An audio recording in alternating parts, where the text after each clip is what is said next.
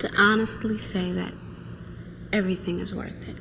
The hard work, the times when you're tired, the times when you're a bit sad. Before Aaliyah would become an R&B goddess and one of the most influential female musical icons of all time. So, it's work.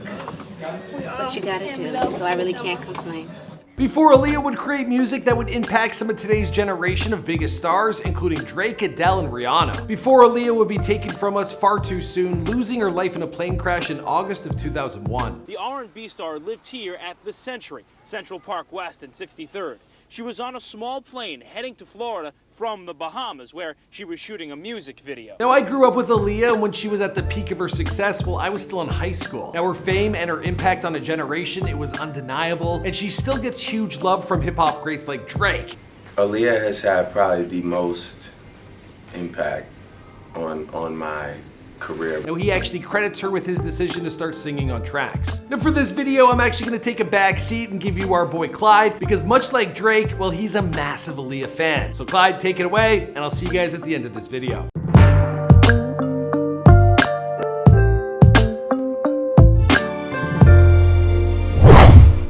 Considering the incredible legacy she left behind, it's quite fitting to discover the R&B superstar Aaliyah's name means the highest and most exalted one in Arabic. From the earliest stages of her life, her parents had high hopes and expectations for their young daughter. Aaliyah would not only go on to match those expectations, but blow them completely out of the water. By the age of 22 years old, she had already earned her spot as one of the fastest rising stars in the entertainment industry, thanks for her legendary recording career and her developing presence in films. In fact, Aaliyah was on pace to become one of the biggest stars in the world when a tragic plane crash robbed us all of the incredible potential that she had. But in the 20 years since her untimely passing, Aaliyah has become immortalized by the many people her music touched along the way. Aaliyah's catalog is now released on all streaming platforms. Aaliyah Dana Houghton was born on January 16, 1979 in Brooklyn, New York. Despite being from New York's most infamous borough, Aaliyah would spend only the first 5 years of her life living there before moving to Detroit, Michigan, the city she would come to identify with most closely throughout the rest of her career. The young girls in Detroit,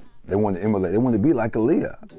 The city where Aaliyah Houghton was raised, right in this home. Once living in the former Motown capital, Aaliyah was surrounded by people with a musical pedigree. For instance, her uncle Barry Hankerson was a manager and entertainment lawyer who was married to Gladys Knight for a short period of time. Even her own mother, Diane, was a former singer, and she passed a passion for music onto her young daughter. With the encouragement from her loving family members, Aaliyah took the art form with enthusiasm. As a child, she'd perform in choirs and at church, while also dedicating herself to voice lessons. Then, while attending Jesu Elementary, she was cast in the school production of Annie. After that, Aaliyah's passion for performing was cemented. She continued to take part in a bunch of full-length musical productions as a kid, sometimes rehearsing for as much as 3 hours a day, 4 days a week, including Saturday mornings and holidays. At the age of 10, Aaliyah got her first big gig when she appeared on Star Search, the talent show that helped launch the career of acts like Destiny's Child, Britney Spears, and Justin Timberlake. And Aaliyah was one of the students in several of my dance classes.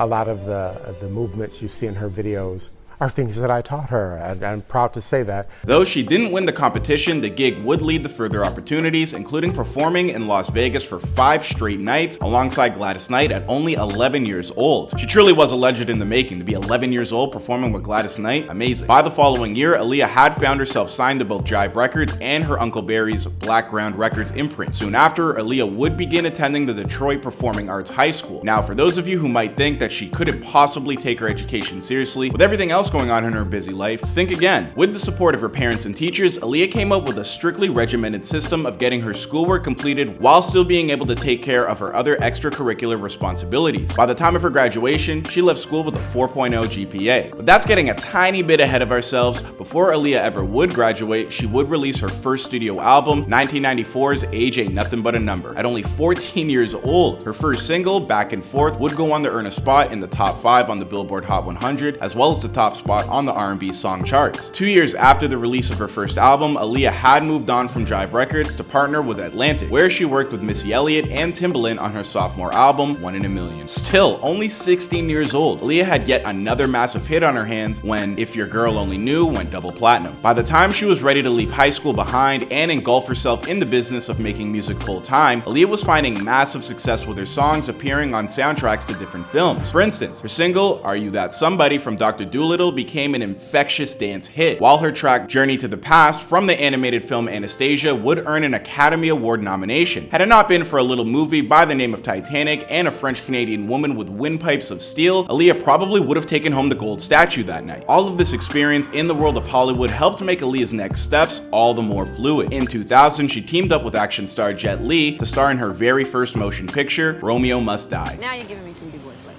alright? What? Hip-hop. Hip-hop. Yeah.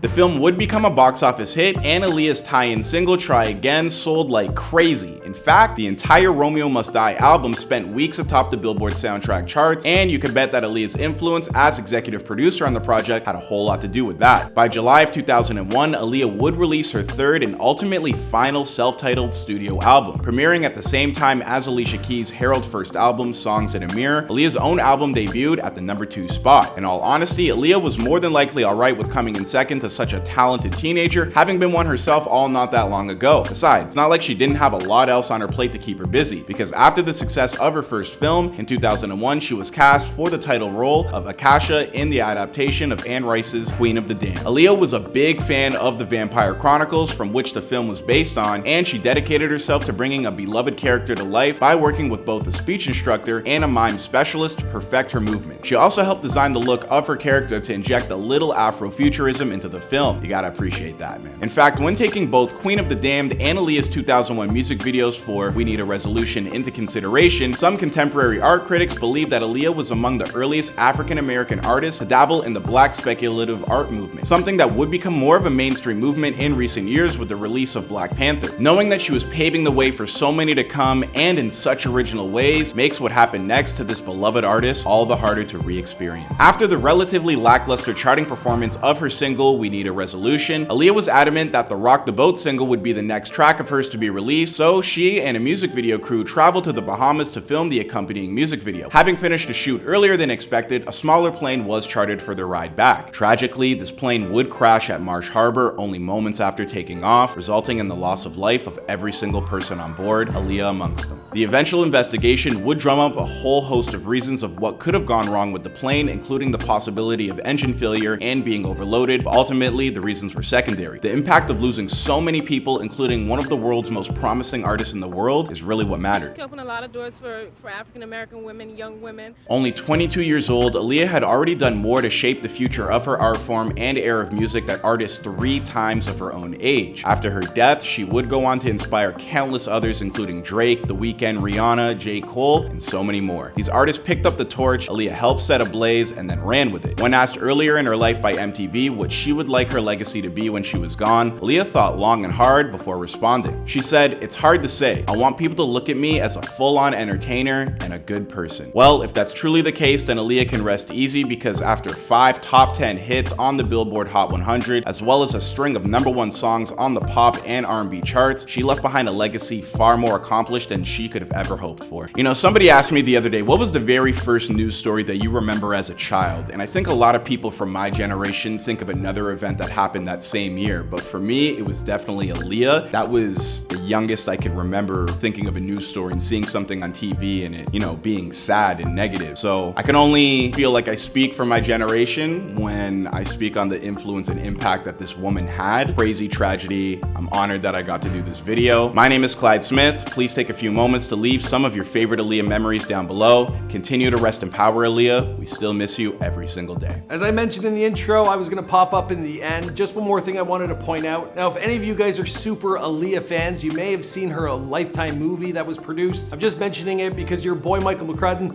I'm actually in it. That's right, take a look.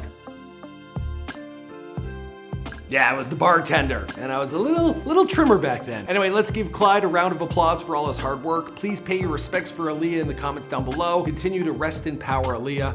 We miss you every day.